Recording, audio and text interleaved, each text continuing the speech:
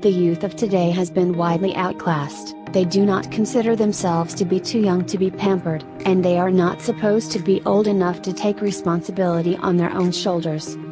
The main problem is the communication gap between them and their elders, the former believing themselves to be old enough for taking their own decisions for matters personal or social, while the latter just refuse to hand over this responsibility to them. This leads to temperaments rising high more often.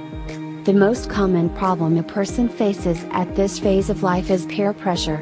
They are pressured by either dares or threats into doing what one would rather avoid. 6 out of every 10 such people are usually short-tempered and rude in their response. Many hesitate in taking their parents' advice in different matters, particularly in issues which according to them are very modest, and thus they end up in taking up the wrong decision. There are many young people who cannot even afford to go to school. They remain illiterate. A number of them face problems, and some even lost their life or limb, doing jobs which are meant for older people. Sometimes, racism and/or discrimination against people of opposite gender, caste, creed or religion makes them a victim of emotional disorder. They have low self-esteem and can easily be overridden by views of other people. 21% of high school seniors say they get high, and 41% of the same group report drinking alcohol. Our kids are literally moving around in an intoxicated daze. Immature behavior is then amplified due to being under the influence. Drunk driving, poor grades and attendance, antisocial and violent behavior, and the list goes on. Schools play a major role in this endeavor, and therefore it is reasonable to expect that these places of learning would be safe havens for the children while they are preparing for adulthood. Unfortunately, this is not always the case. In many instances, especially in low-income, urban settings, schools can be a war zone. We are not talking about minor bullying, but rather serious violence. Our kids are fat and getting fatter. Recent numbers show that 20% of American children are obese.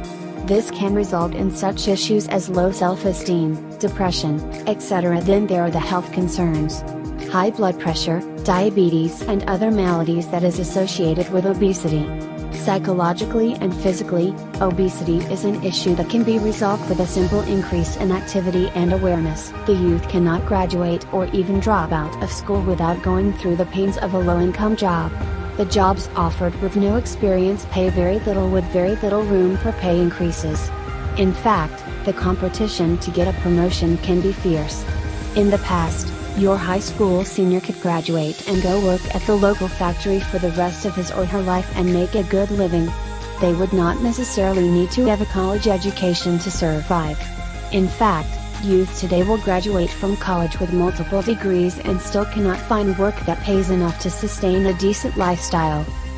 Last but not the least, are the so-called love issues, which have dramatically been on rise since the past few years, but in mostly in the destruction of lives either by suicide or by eternal misery, which renders them mentally unfit. The depression overpowers them, and very few are able to cope up with it as another aspect of the ups and downs of life. Solutions to youth's problems. We should remember that the more we remain down to earth and enjoy life as it is meant to be, the better we stay for the rest of our lives. One should always remain aware of where his actions can lead him to in future. Though it is believed that everything is predestined in our lives, we still are responsible for our deeds, since God has provided us a brain to think before doing anything. Man is said to be learning throughout his life. It is not that one cannot recover later in life, but by then it may be too late, as time can prove to be the worst opponent in any fight. Therefore, we should take note of our slip-ups when there is time left, and even if failure approaches us, overcome it with complete domination. As John Keats once said, "Don't be discouraged by a failure. It can be a positive experience." Failure is, in a sense, the highway to success, inasmuch as every discovery of what is false leads us to seek earnestly after what is true, and every fresh experience points at some form of error which we shall afterwards carefully avoid. We all have a role to play in combating domestic violence and sexual assaults, in creating an environment for our youth that will see less offending and minimize the chances of youth getting involved in serious relationships at a young age.